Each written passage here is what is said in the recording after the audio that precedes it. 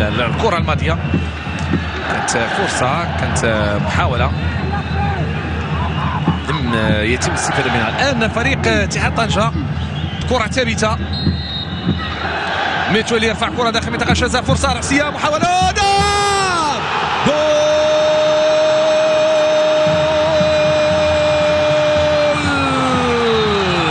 جول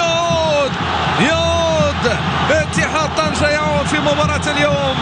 1-1 تهتز المدرجات، 1-1 وتهتز المدرجات، والكرة الجانبية ومن غير محسن الربشة الذي وضع عنوانا لكرة في الجهة اليسرى داخل منطقة الجزاء، داخل منطقة الجزاء، كرة جانبية محسن الربشة وهدف، هدف التعادل 1-1.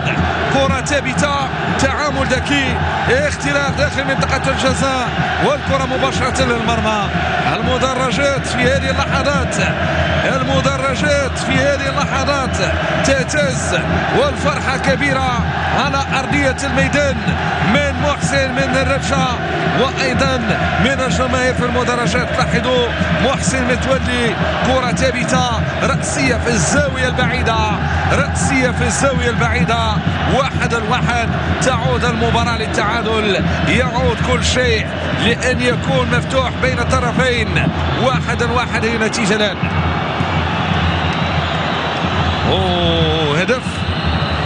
هدف آخر 19 دقيقة متبقية.